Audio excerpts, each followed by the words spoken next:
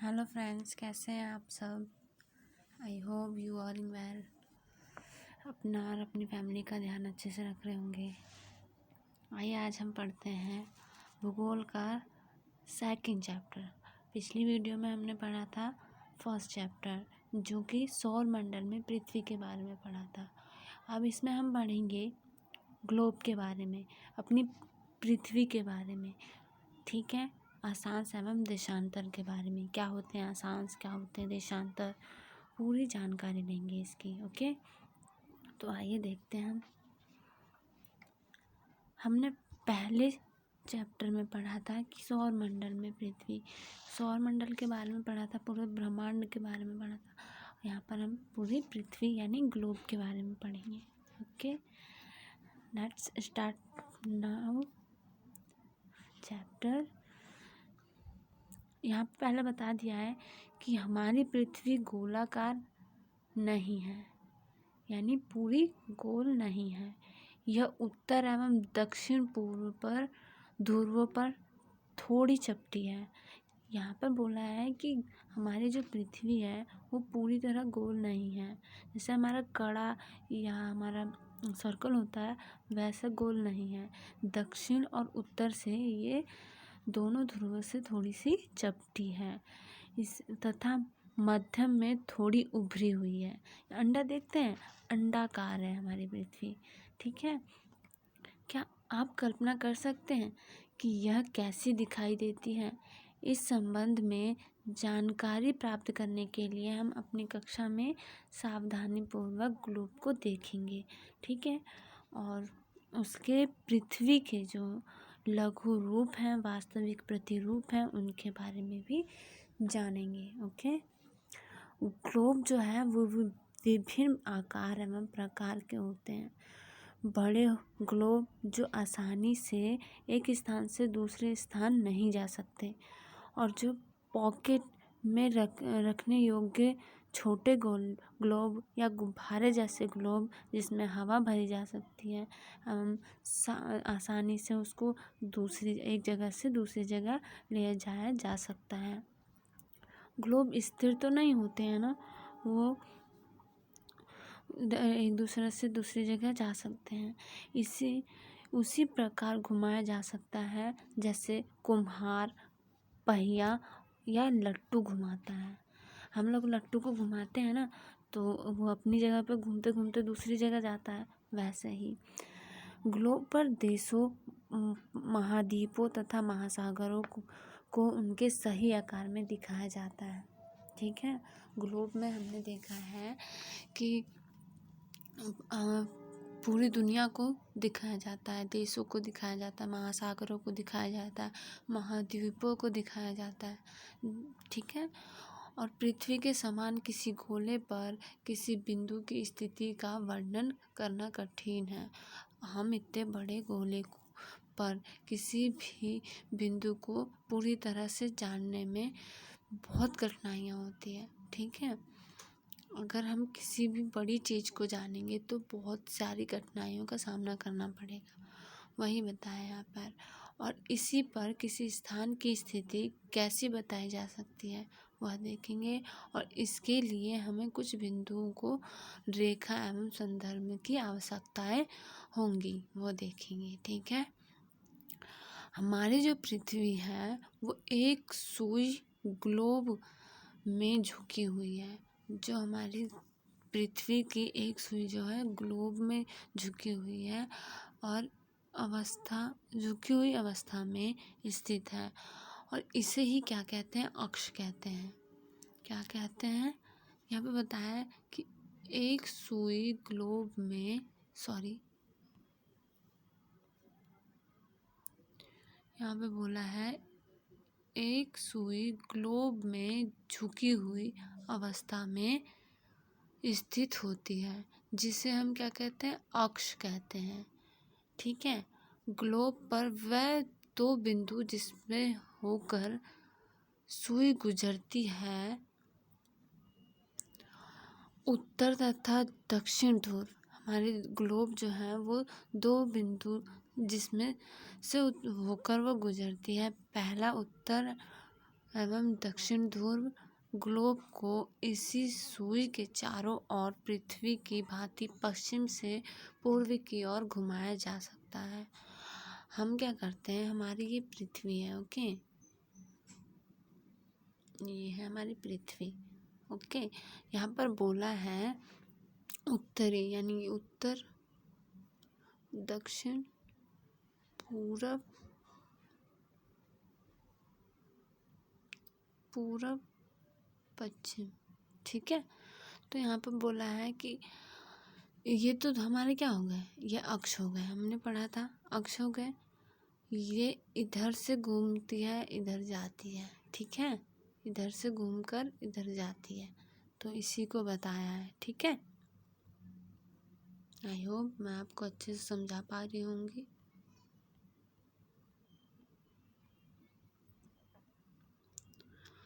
आगे देखते हैं। लेकिन याद रखें कि इन दोनों में एक अंतर है, पृथ्वी पर वास्तव में ऐसी कोई सुई नहीं होती है, यह अपने अक्ष पर चारों ओर घूमती है, जो एक काल्पनिक रेखा है। ये तो हमें इसलिए बताया गया है कि हम जो ग्लोब बनाते हैं, ये ग्लोब देख रहे हैं आप, ये ग्लोब बनाते हैं इसको अटकाने के लिए कि ये सुई का इस्तेमाल किया गया। लेकिन हमारी पृथ्वी जो है वो बिना किसी सुई के ब्रह्मांड में है, वो बिना किसी सुई के गोल गोल घूमती है, चारों दिशाओं में घूमती है, ओके। तो आइए देखते हैं आगे। एक अन्य काल्पनिक रेखा भी ग्लोब को 2 बराबर भागों में बांटती है। अब यहाँ पे बताया है कि एक काल्पनिक रेखा, ये हमने काल्पनिक रेखा खींची, ठीक है, ये ग्लोब को 2 बराबर भागों में बांटती है। एक तो ये वाला, एक ये वाला। मान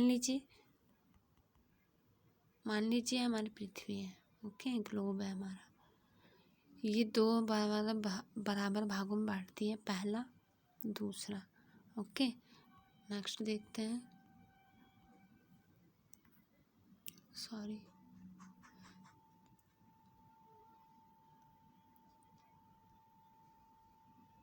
एक मिनट,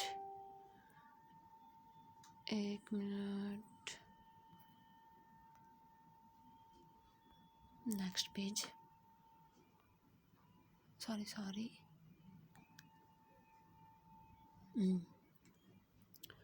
2 बराबर भागों में बांटती है, इसे विषुवत वृत्त कहा जाता है। क्या कहा जाता है, विषुवत वृत्त कहा जाता है। हमने पढ़ा था ये, सॉरी कौन सा कलर आ गया, ये हमारी पृथ्वी थी, ठीक है, ये हमारे 2 भागों में बांटती थी, पहला भाग दूसरा भाग। इसी को क्या कहते हैं हम, विषुवत वृत्त, ठीक है,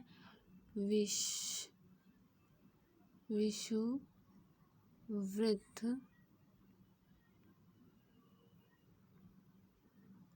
वृत्त, ठीक है, इसी को कहते हैं विषुववृत्त वृत्त कहा जाता है, ओके। मैं ये सब हटा देती हूँ। फिर आगे देखते हैं, पृथ्वी के उत्तर में स्थित आगे भाग को उत्तरी गोलार्ध तथा दक्षिण वाले आधे भाग को दक्षिणी गोलार्ध कहा जाता है। पृथ्वी के ऊपरी गोलार्ध यानी ये वाला गोलार्ध, ये पृथ्वी हमारी उत्तरी में स्थित आधे भाग को क्या कहते हैं, उत्तरी गोलार्ध। हम फिर से समझ लेते हैं, ये हमारी पृथ्वी है, ये हमारा उत्तर है, इसको कहेंगे उत्तरी गोलार्ध, ये हमारा दक्षिण है तो इसको कहेंगे दक्षिणी गोलार्ध, ओके। ये दोनों बराबर के आधे भाग होते हैं, ठीक है। इस प्रकार विषुववृत्त पृथ्वी पर काल्पनिक वृत्त बनाती है। हम यानी इसी प्रकार हमारी कल्पनाओं में हम कल्पना कर सकते हैं कि पृथ्वी पर एक इसी तरह का वृत्त बनता है, एवं यह पृथ्वी पर विभिन्न स्थानों की स्थिति बताने का सबसे महत्वपूर्ण संदर्भ है। ठीक है, यही जो वृत्त रेखा है वही बताती है कि इसकी स्थिति बताती है कि बिंदु है। ठीक है, एक मिनट, ये हटा दिया जाए। ओके, हाँ, विषुवत वृत्त से ध्रुवों तक स्थित सभी समांतर वृत्तों को अक्षांश रेखाएं कहते हैं। हमने बोला था ये हमारी गोलार्ध है। ठीक है, ग्लोब है। विषुवृत्त हमने इसको बनाया था 1, 2, 2 भागों में बराबर बांटता है, और ध्रुवों तक स्थित सभी समांतर वृत्त किसे कहते हैं? ये ठीक है, इसको क्या बोलते हैं? अक्षांश रेखाएं। क्या बोलते हैं? अक्षांश रेखाएं। ओके,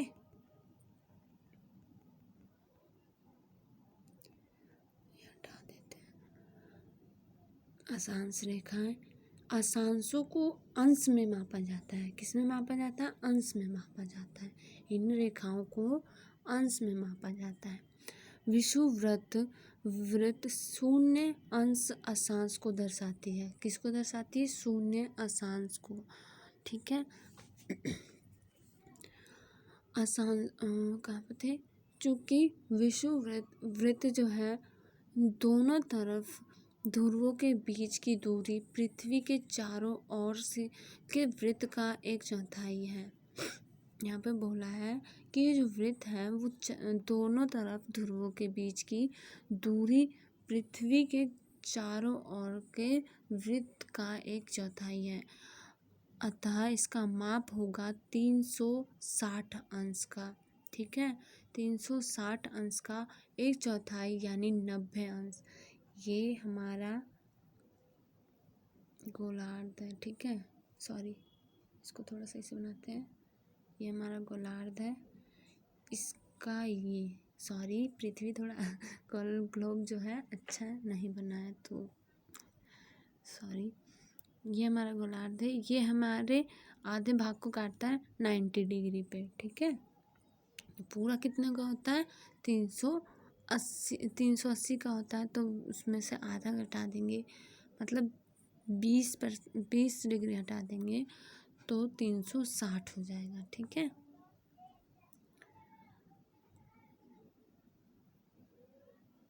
अब ये पढ़ेंगे। इस प्रकार 90 अंश उत्तरी अक्षांश तथा उत्तरी ध्रुव को दर्शाता है तथा 90 अंश दक्षिणी अक्षांश दक्षिण ध्रुव को दर्शाता है। यहाँ पर अच्छी तरीके से बताया है कि ये जो है इसको क्या कहेंगे? अक्षांश। ये हमारे अक्षांश है। ठीक है, ये हमारे अक्षांश है। ये जो है 360 है, 360 अंश पर है। इसका 1/4 भाग जो है वो 90 अंश का होता है। ठीक है, उत्तरी अक्षांश जो है उत्तर ध्रुव को दर्शाता है, और दक्षिण अक्षांश जो है वो भी 90 का होता है, ये भी 90 का होता है। उत्तरी अक्षांश भी 90 का अंश का होता है, और दक्षिणी अक्षांश भी 90 अंश का होता है। तो दक्षिणी अक्षांश जो है दक्षिण ध्रुव को दर्शाता है, उत्तरी अक्षांश जो है उत्तरी ध्रुव को दर्शाता है। ओके, और आगे देखते हैं। इस प्रकार वृत्त के ऊपर उत्तर की सभी समांतर रेखाओं को उत्तरी अक्षांश कहा जाता है। यहाँ पर बोला है कि यह हमारा 2 भागों में बांटते हैं। ठीक है, इसको क्या कहते हैं? विषुववृत्त कहते हैं। ठीक है, विषुववृत्त। तो ये उत्तरी भाग को समांतर रेखाओं में को उत्तरी अक्षांश कहा जाता है, और इसको दक्षिणी अक्षांश कहा जाता है। और ये विषुववृत्त के दक्षिणी स्थित सभी समांतर रेखाओं को क्या कहा जाता है? दक्षिणी अक्षांश। ओके, मैंने बता दिया पहले ही।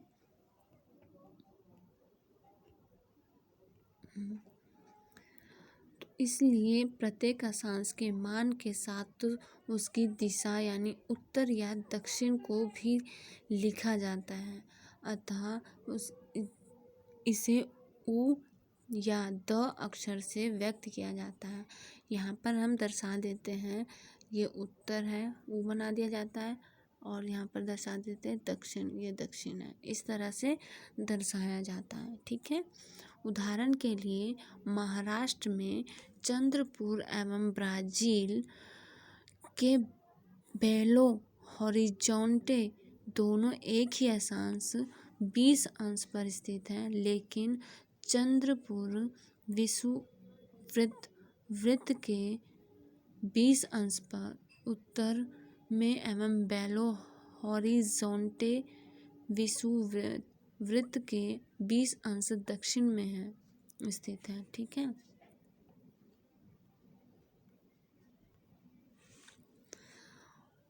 और इसीलिए हम कहते हैं कि चंद्रपुर जो है वो 20 डिग्री उत्तर अक्षांश पर स्थित है, और बेलो हॉरिज़ॉन्टे जो है 20 डिग्री दक्षिण अक्षांश पर स्थित है। इस वाले चित्र में अच्छे से दिखा दिया है, आपके पास बुक हो तो आप देख सकते हैं। ठीक है।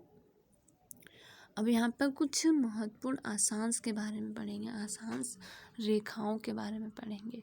विषुववृत्त रेखा हमने आपको पहले बता दी कि क्या होती हैं, वो 0 डिग्री पर होती हैं। ठीक है, 0 डिग्री पर। ओके। उत्तर ध्रुव जो है वो 90 डिग्री पर होती है। कितने डिग्री पर? 90 डिग्री पर उत्तर में होती है। और दक्षिण ध्रुव जो है वो भी 90 डिग्री पर होता है। इसी के अतिरिक्त 4 महत्वपूर्ण अक्षांश रेखाएं और भी हैं। ठीक है, वो कौन कौन सी हैं वो देखते हैं। हट जा भाई। ओके, 1 मिनट, स्लाइड लानी पड़ेगी ना, ये वाली। हमने पढ़ा वो कौन कौन सी हैं। पहली है,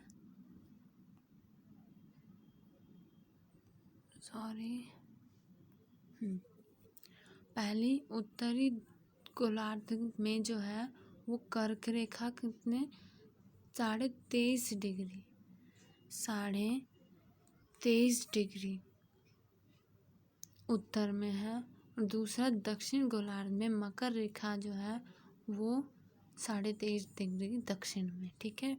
विषुववृत्त जो है वो 67 डिग्री उत्तर के गोलार्ध में है, और विषुववृत्त रेखा जो है 67 डिग्री दक्षिण के गोलार्ध में है।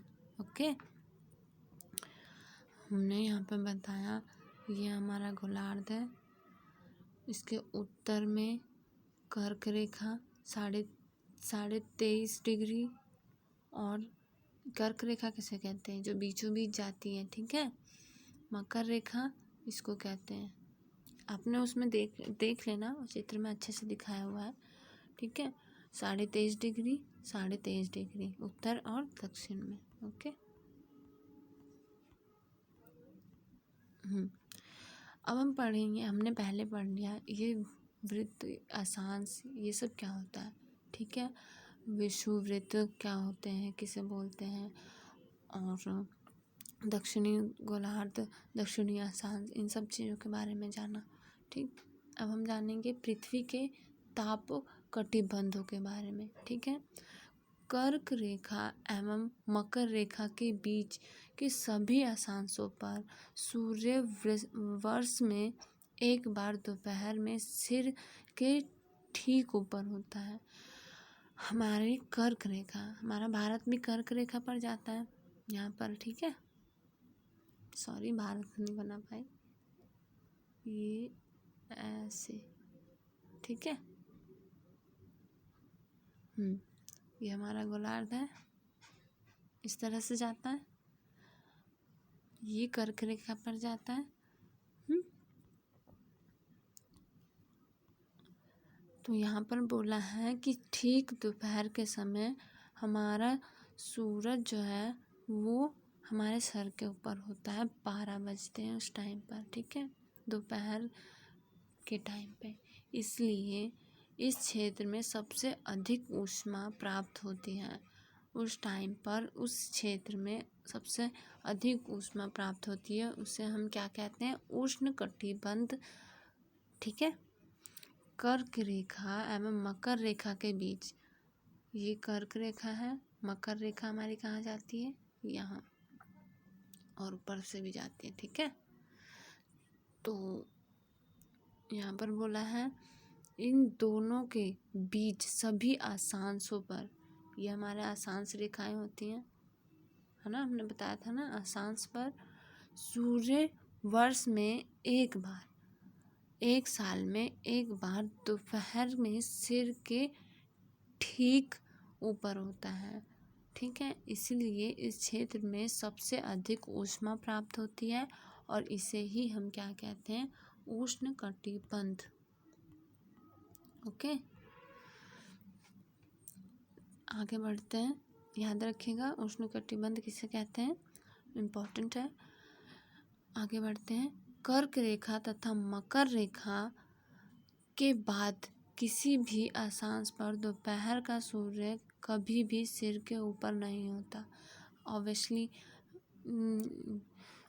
नहीं होगा। क्यों? क्योंकि दोपहर में तो वो कर्क रेखा और मकर रेखा के बीच होता है, वर्ष में एक बार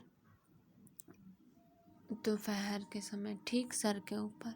ओके, और यहाँ पर बोला है कि कर्क रेखा तथा मकर रेखा के बीच किसी भी अक्षांश पर, कोई से भी अक्षांश पर दोपहर का समय सूर्य कभी भी सिर के ऊपर नहीं होता।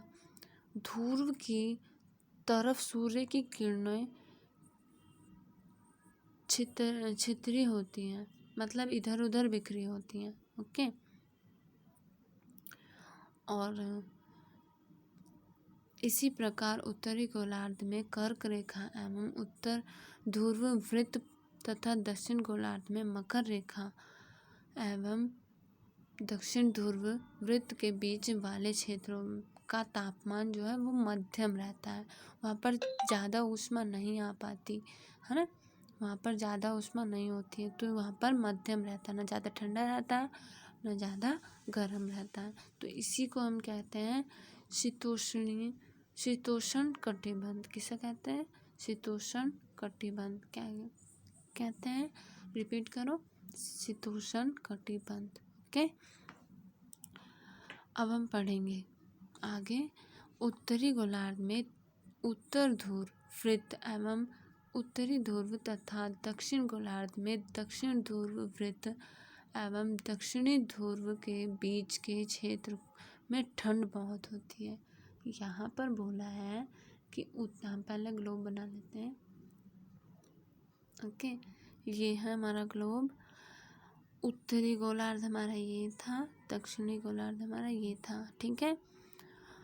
यहाँ पर बोला है उत्तरी गोलार्ध में उत्तर ध्रुव में ये वृत्त एवं उत्तरी ध्रुव, यही दक्षिण ध्रुव में दक्षिण ध्रुव एवं दक्षिण ध्रुव के बीच, यानी ये वाला हिस्सा, ठीक है, ये वाला हिस्सा, इन दोनों के बीच बहुत ज़्यादा ठंड होती है, क्योंकि यहाँ सूर्य क्षितिज से ज़्यादा ऊपर नहीं आ पाता है। इस वाले एरिया में सूर्य ज़्यादा नहीं आ पाता है, इसलिए इस जगह हद से ज़्यादा ठंड होती है, ठीक है। जैसे नेपाल, क्या बोलते हैं, जम्मू कश्मीर वगैरह, ये सब जगह देखते हैं ना हम लोग, कितना ठंडा होता है। इसको क्या बोलते हैं? शीत कटिबंध, ठीक है। इस एरिया को क्या कहा जाता है? शीत कटिबंध। हमने 3 कटिबंध पढ़े, उष्ण कटिबंध, शीतोष्ण कटिबंध और शीत कटिबंध। उष्ण कटिबंध में हमने 2 रेखाओं के बीच के जो अक्षांश थे, वहाँ पर सूर्य एक वर्ष में एक बार निकलता ठीक सिर के ऊपर होता, जहाँ से सबसे तेज ऊष्मा प्राप्त होती है उसे हम कहते हैं उष्णकटिबंध। और दूसरे शीतोष्ण कटिबंध में हमने पढ़ा कि जो कर्क रेखा मकर रेखा दोनों के बाद किसी भी अक्षांश पर दोपहर का समय जो होता है वहाँ पर कभी भी सूर्य हमारे सर के ऊपर नहीं होता है। और उत्तरी तथा दक्षिणी गोलार्ध में उत्तरी ध्रुव और दक्षिणी ध्रुव में मकर रेखा एवं दक्षिण ध्रुव वृत्त के बीच वाले क्षेत्र का तापमान क्या होता है, मीडियम होता है, मध्यम होता है, इसीलिए उन्हें क्या कहते हैं, शीतोष्ण कटिबंध। और तीसरे में हमने पढ़ा जो उत्तरी गोलार्ध में उत्तरी ध्रुव वृत्त और उत्तरी ध्रुव तथा दक्षिण गोलार्ध में यानी दक्षिण और उत्तरी गोलार्ध के बीच में बहुत ज़्यादा ठंड होती है। क्यों? क्योंकि यहाँ पर सूर्य जो है अपनी किरणें ज़्यादा नहीं दे पाता है या वहाँ पर उसकी धूप नहीं जा पाती है, उसकी ऊर्जा नहीं जा पाती ज़्यादा, इसलिए वहाँ पर ठंड ज़्यादा होती है। इसे ही क्या बोलते हैं, शीत कटिबंध। ओके, हमने तीनों कटिबंध को अच्छे से पढ़ा। आई होप तुम्हें अच्छे से समझ में आया होगा। आगे बढ़ते हैं। देशांतर क्या है? अभी तक हमने पढ़ा अक्षांश क्या है, ठीक है, हमने अक्षांश रेखाएं पढ़ी। अब हम पढ़ेंगे देशांतर क्या है। ओके, किसी स्थान की स्थिति को बताने के लिए उस स्थान के अक्षांश के अतिरिक्त कुछ जानकारियों की आवश्यकता भी होती है। प्रशांत महासागर में स्थित टोंगा द्वीप एवं हिंद महासागर में स्थित मॉरिशस द्वीप एक ही अक्षांश 20 डिग्री दक्षिण पर स्थित है।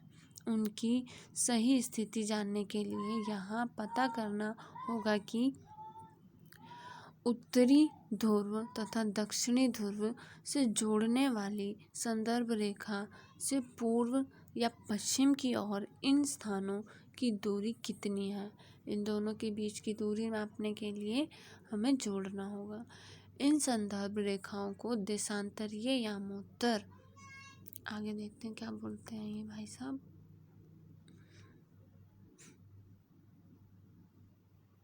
ये वाली स्लाइड पढ़ ली हमने, अब ये वाली पढ़ेंगे। ओके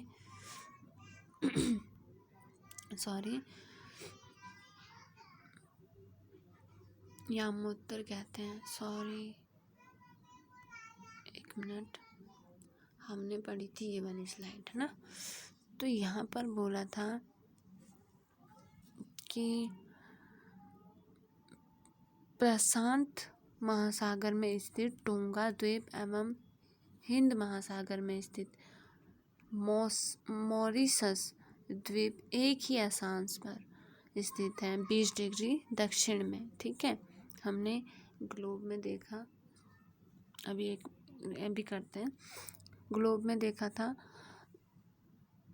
प्रशांत महासागर में स्थित जो टोंगा द्वीप है और हिंद महासागर में स्थित मॉरिशस द्वीप है, एक ही अक्षांश पर दोनों स्थित हैं। और उनकी सही स्थिति जानने के लिए हमें ये पता करना होगा कि उत्तर और दक्षिण ध्रुव जोड़ने वाली संदर्भ रेखा पूर्व की ओर या पश्चिम की ओर स्थानों की दूरी कितनी है। दोनों तरफ की दूरी को जानना होगा और इसी संदर्भ रेखाओं को देशांतरीय यामोत्तर कहते हैं, ठीक है। क्या कहते हैं? देशांतरीय यामोत्तर। ये वाली स्लाइड पढ़ ली, हम ये पढ़ेंगे। तथा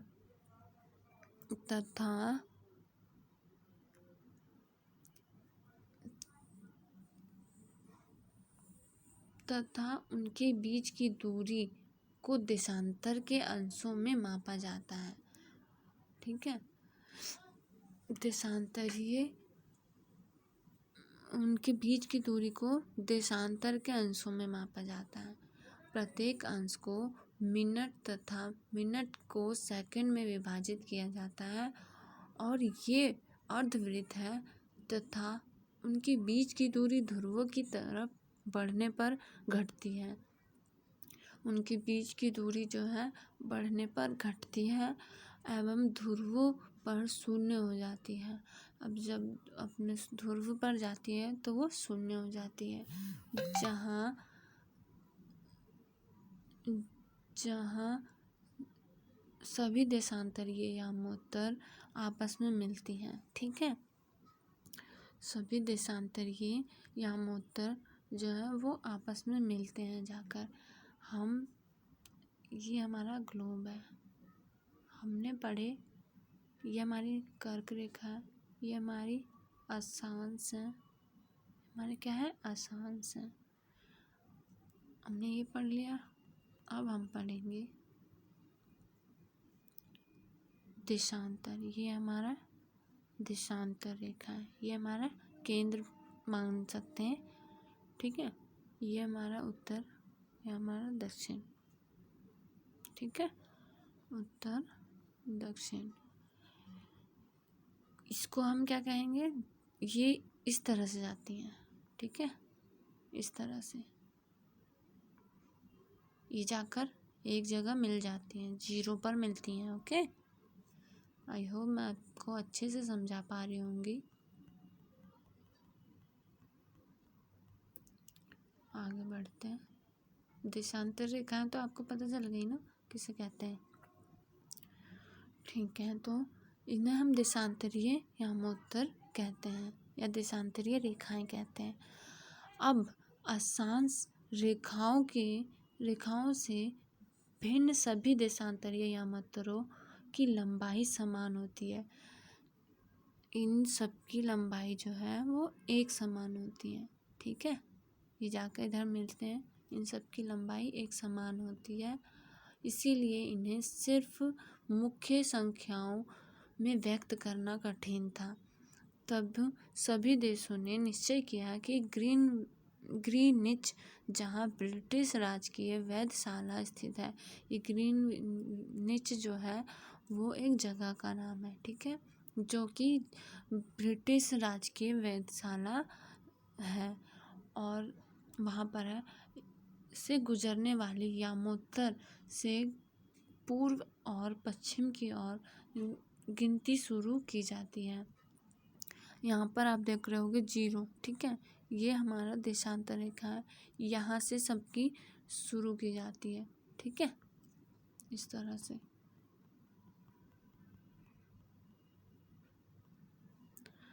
और गिनती शुरू की जाती है। इस यामोत्तर को प्रमुख यामोत्तर भी कहते हैं। क्या कहते हैं, इस यामोत्तर को प्रमुख यामोत्तर कहते हैं।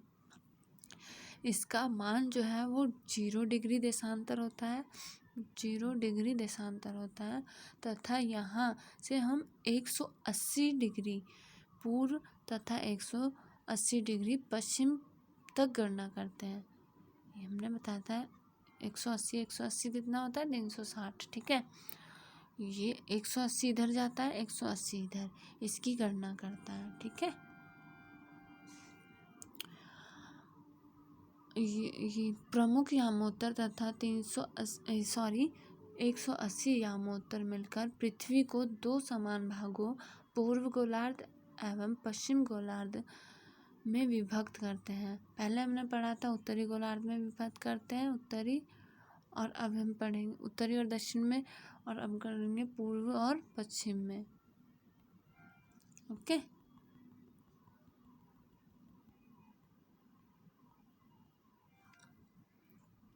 और विभक्त करते इसीलिए किसी स्थान के देशांतर के आगे पूर्व के लिए अक्षर पू तथा पश्चिम के लिए प का उपयोग करते हैं। हमने अक्षांश में ओ और द का प्रयोग किया था और अब देशांतर में पू और प का उपयोग करते हैं उसको दर्शाने के लिए।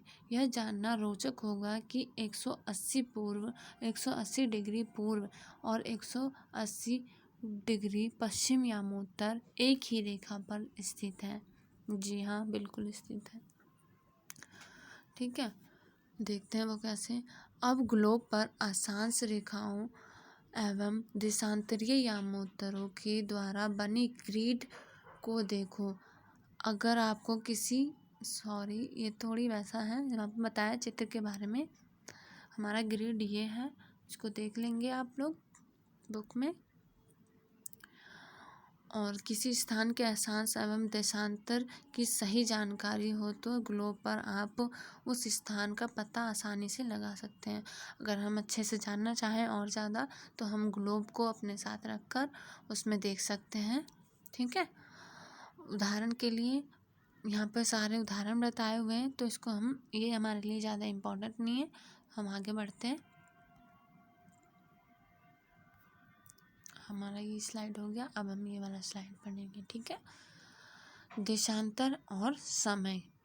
अब हम पढ़ेंगे देशांतर एवं समय के बारे में। सॉरी, वाइट आ गया था ना ये। देशांतर एवं समय, ये समय को मापने का सबसे अच्छा साधन क्या होता है? पृथ्वी और चंद्रमा एवं ग्रहों की गति, इन सब से हम समय मापते हैं। सबसे अच्छा साधन है ये। पृथ्वी, चंद्रमा, ग्रह, इनकी गतियों से हम समय को मापते हैं। सूर्य एवं सूर्यास्त प्रतिदिन होता है। सूर्य उदय एवं सूर्य प्रयास्त, यानी सूर्य उगता भी है और छिपता भी है। अतः स्वाभाविक ही है कि यह पूरे विश्व में समय निर्धारण का सबसे अच्छा साधन है। हमें सूर्य से ही पता चलता है कि कब सुबह हो रही है, कब रात हो रही है। ठीक है, उसी से हमें समय का पता चलता है पूरी दुनिया को, और वह एक सबसे अच्छा साधन है। सबसे अच्छा साधन माना जाता है इसको समय बताने का। ठीक है, स्थानीय समय का अनुमान सूर्य के द्वारा बनने वाले परछाई से लगाया जाता है। स्थानीय यानी किसी भी स्थान पर हम यह पता लगा सकते हैं उसकी सूर्य की परछाई से कि क्या समय हो रहा है। जो दोपहर में सबसे छोटी एवं सूर्योदय तथा सूर्यास्त के समय सबसे लंबी होती है। जो दोपहर के समय हमें बहुत तेज़ से धूप लगती है, देखते हैं ना, क्यों? क्योंकि हमारे सर के ऊपर सूरज होता है, और जब सूर्यास्त होता है यानी सूर्य छिपता है, तब उस समय हमें लंबा लगता है। क्यों? क्योंकि उस समय सूर्य की किरणें इतनी तेज हमारे सर पर या हमारे पास नहीं आती। अब यहाँ पे बताया है ग्रीनविच। ग्रीनविच हमने बताया था एक स्थान का नाम है जो ब्रिटिश के वेधशाला में स्थित है। ग्रीनविच पर स्थित प्रमुख यामोत्तर पर सूर्य जिस समय आकाश के सबसे ऊंचे बिंदु पर होगा, उस समय यामोत्तर पर स्थित सभी स्थानों पर दोपहर होगी। जिस समय सूर्य पृथ्वी के एकदम ऊपर होगा, यानी ग्रीनविच के ऊपर होगा, उस समय सभी स्थानों पर दोपहर होगी। उस जगह की जहाँ तक उसकी किरणें जाएंगी वहाँ पर दोपहर होगी। ठीक है, और अब आगे बढ़ते हैं। पृथ्वी जो है पश्चिम से पूर्व की ओर चक्कर लगाती है। पश्चिम से पूर्व की ओर लगाती है। ठीक है, और अतः वह स्थान जो ग्रीनविच के पूर्व में है उनका समय ग्रीनविच समय से आगे होगा, तथा जो पश्चिम में है उनका समय पीछे होगा। हमें पहले से पता है। क्यों? क्योंकि ग्रीनविच में तो दोपहर हो रही थी, वहाँ पर तो समय आगे होगा। जब पश्चिम में समय आगे होगा, और उसके बाद जब सूर्य होगा वो आगे बढ़ेगा, तो वहाँ पर पीछे हो जाएगा समय के अंतर की दर की गणना निम्नलिखित विधि से की जा सकती है। वो कैसे? देखते हैं। पृथ्वी लगभग 24 घंटे में अपने अक्ष को पूरा करती है, 360 डिग्री घूमती है ना। अर्थात वह 1 घंटे में 15 डिग्री एवं 4 मिनट में 1 डिग्री घूमती है। तो हम देखते हैं, ठीक है, ये है हमारा देशांतर, ठीक है, ये दक्षिण, ये उत्तर। यहाँ से ग्रीनविच मान लीजिए यहाँ पर है, ठीक है, यहाँ पर है। तो यहाँ से 15 डिग्री जब आगे जाएगा सूर्य तो 1 घंटे में बढ़ेगा। 15 डिग्री 1 घंटे में बढ़ेगा, ठीक है। और यहाँ पर बोला है कि 4 मिनट में 1 डिग्री घूमती है। 4 मिनट जब होते हैं तो 1 डिग्री घूमती है, और 15 मिनट जब होंगे तो वो 1 घंटा घूमेगी। ओके, 15 डिग्री में 1 घंटा घूमती है। और इस प्रकार जब ग्रीनविच में दोपहर के 12 बजते हैं तब ग्रीनविच से 15 डिग्री पूर्व में समय होगा 15 गुणा 4 यानी कि 60 मिनट, अर्थात ग्रीनविच के समय से 1 घंटा आगे होगी। ठीक, क्यों? क्योंकि हमने पहले ही बता दिया है कि 60 मिनट आगे बढ़ेगा तो ग्रीनविच में 1 घंटा आगे होगा, है ना। अर्थात जहाँ दोपहर का 1 बजा होगा लेकिन ग्रीनविच से 15 डिग्री पश्चिम का समय ग्रीनविच समय से 1 घंटा पीछे होगा, है ना। 1 घंटा, क्यों? क्योंकि वहाँ पर तो पहले ही से ही दोपहर हो चुकी थी, 1 घंटा आगे हुआ है, और पश्चिम में 1 घंटा पीछे होगा। हम पूर्व में जाएंगे तो आगे होगा, पश्चिम में जाएंगे तो पीछे होगा, ठीक है। और यहाँ पे बोला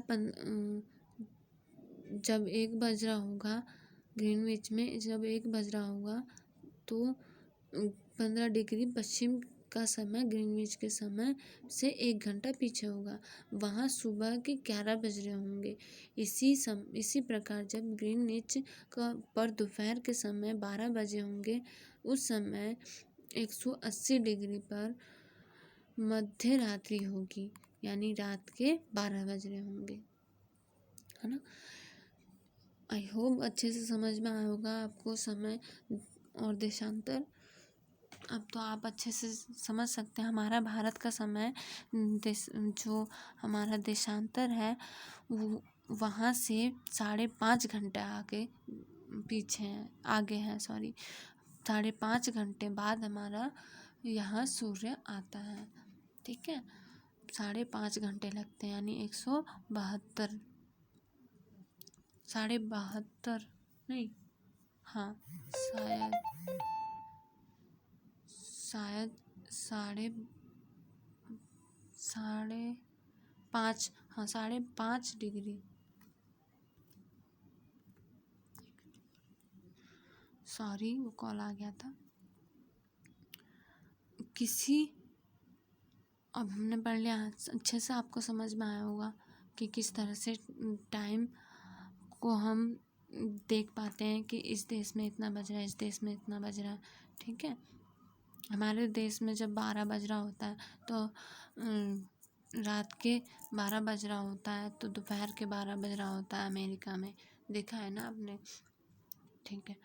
किसी भी स्थान पर जब सूर्य आकाश में अपने उच्चतम बिंदु पर होता है तो दोपहर में उस समय घड़ी में दिन के 12 बजते हैं, है ना। इस प्रकार घड़ी के द्वारा दिखाया गया समय उस स्थान का स्थानीय समय होगा। हमें अच्छे से पता है कि उस समय 12 बज रहे होते हैं, और देशांतरीय यामोत्तर पर सभी स्थानों का स्थानीय समय समान होता है। ओके, आई होप आप लोगों को बहुत अच्छे से समझ में आया होगा। तो ये चैप्टर्स अब तो आगे कुछ ज़्यादा है नहीं, जो इम्पोर्टेंस था वो सब मैंने पढ़ा दिया है, तो आप देख लीजिएगा अच्छे से आपको समझ में आया है तो आप एक बार बुक को पढ़ेंगे तो आपको बहुत अच्छे से समझ में आ जाएगा।